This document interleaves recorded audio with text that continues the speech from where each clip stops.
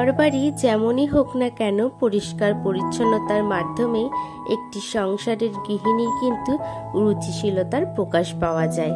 Hello everyone, good morning. কেমন আছেন আপনারা সবাই?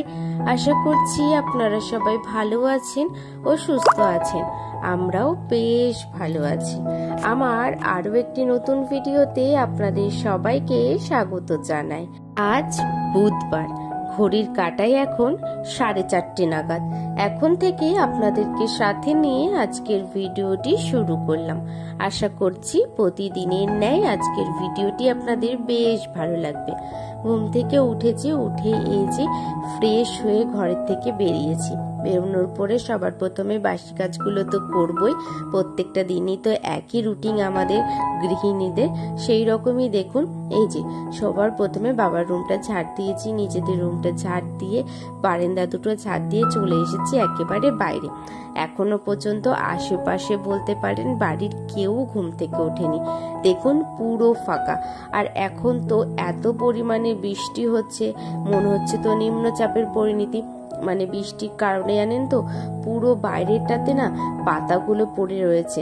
কালকে সারাদিন একটা বারের জন্য ঝাঁট পড়েনি, তো সেই জন্য প্রচুর পরিমাণে পাতা পড়ে আছে পুরো রাস্তা জুড়ে। আপনাদের সাথে দেখালে আমি, আর পুরো মানে রাস্তাটায় ঝাড় দিয়েছি, ওই কারণে আজকে আর আপনাদেরকে ভিডিও করতে পারলাম না। পুরো এদিক থেকে ওদিক পুরো রাস্তাটা ঝাড় দিতে আমার প্রায় 15 থেকে 20 মিনিট লেগে গেছে। তারপরে তো আবার বাগানে ফেলারও একটা মানে চাপ আছে, সেই জন্য এই যে ঝাড় দিয়ে চলে এসেছি বাইরের সিঁড়িটা ধুতে। আজকে আর গোরদোয়ারে জল দিলাম না, যেহেতু সিঁড়িটা ধোয়াবো ওই কারণে। সিঁড়িটা না বৃষ্টির কারণে একবারে কাদা কাদা হয়ে গেছে, সেই জন্য একেবারে কি করলাম, এক বালতি জল নিয়ে এসেছে আর ভালোভাবে হচ্ছে সিঁড়িটা ধুইয়ে দিয়েছি। এদিকে সিঁড়ি ধোয়ানো আমার হয়ে গেছে। তারপরে এই যে গেটটা লাগিয়ে তালা দিয়ে চলে যাব ছাদে। যেহেতু এখনো কেউ ঘুম থেকে ওঠেনি, সেই জন্য গেটে তালাটাই দিয়ে দিলাম।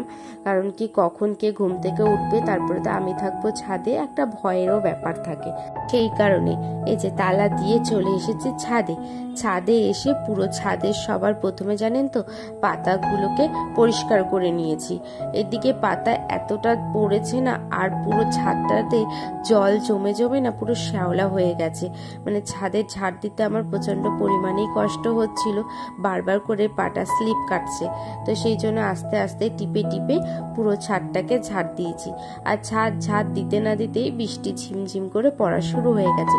খুব একটা জোরে বৃষ্টি পড়ছে না, ভেবেছিলাম ছাদটা ঝাড় দিয়ে ছাদের জলগুলোকে পরিষ্কার করব, সেটা আর করা হলো না। এই যে ছাদের থেকে চলে এসেছি অনেকক্ষণ আগে, প্রায় হচ্ছে 2 ঘন্টা আগে ধরুন। তো আসার পরে একটুখানি বসে বসে রেস্ট নিচ্ছিলাম, ভিডিও এডিটিং করছিলাম। তাতানের পাপা বেরোলো, তারপরে তাতান ঘুম থেকে উঠলো। এই যে তারপরে আমি স্নান টান সেরে চলে এসেছি আবার কাজে। সবার প্রথমে দেখুন, তাতান ঘুম থেকে উঠলে যেটা করি হচ্ছে বিছানাটা পরিষ্কার করে নিই। বিছানাটা আমি যতটা চেষ্টা করি তাড়াতাড়ি পরিষ্কার করে নেওয়ার, কারণ কি বিছানাটা এলোমেলো থাকলে কিন্তু পুরো ঘরটাই মনে হয় এলোমেলো হয়ে রয়েছে। সেই জন্য বিছানাটা আগেই পরিষ্কার করে নিই। এদিকে বিছানাটা পরিষ্কার করে টান টান করে পেতে ঝেড়েও নিয়েছি। ঝাড়ার পরে জানলাটা খুলে দিয়েছি। জানলা যখন খুলি না, বাইরে তখনও বৃষ্টি হচ্ছে। আর ওই যে ছাদের থেকে আসার সময় কিছু জামা প্যান্ট নিয়ে এসেছিলাম, সেগুলোকে রেখে চলে এসেছি রান্নাঘরে।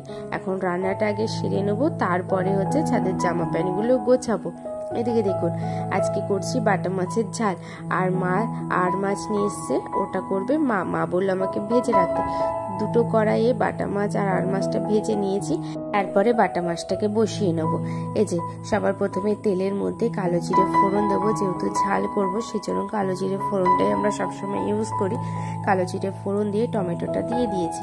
টমেটোটা হালকা ভাজা হয়ে গেলে যখন নরম হয়ে আসবে তখন মশলাটা দিয়ে দেব।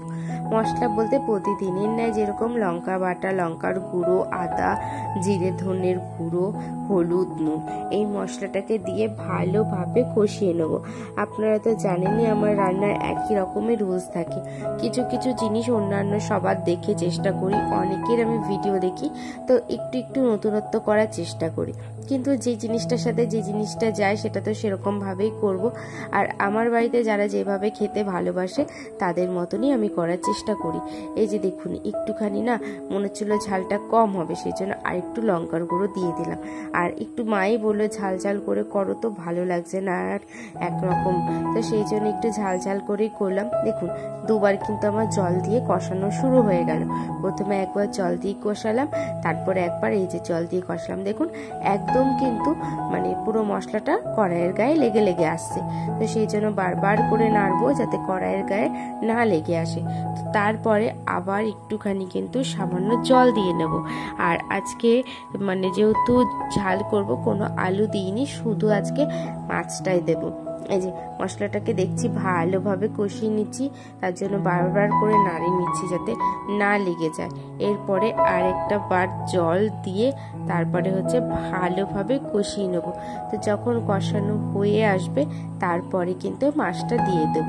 এদিকে আমার দেখলাম হয়ে এসেছে, সেই জন্য মাছটা দিয়ে দিয়েছি। আর মাছটা ফুটে আসলে কিন্তু ভাজা জিরের গুঁড়ো দেব, আর একটু অল্প সামান্য গরম মশলা দিয়ে ধনেপাতা দিয়ে কিন্তু নামিয়ে দেব।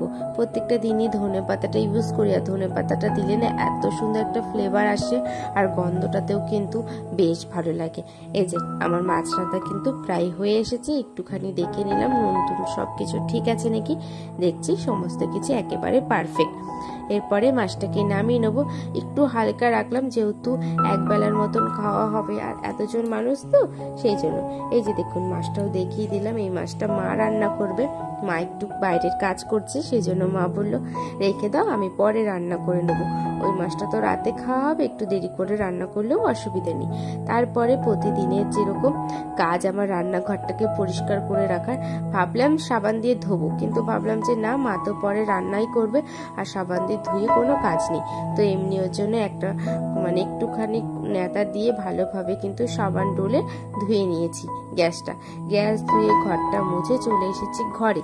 ওই যে জামা প্যান্টগুলো এনেছিলাম সেগুলো তো আর গোছানো হয়নি, সেই জন্য এই জামা প্যান্টগুলো এখন গুছিয়ে নিচ্ছি। তারপরে পুরো ঘরটা একটুখানি ঝাড়া মোছা করে নেব। 2-3 দিন হয়েছে পরিষ্কার করা হচ্ছে না, তো সেই জন্য। এদিকে দেখুন জামা প্যান্টগুলো আমি গুছাচ্ছি।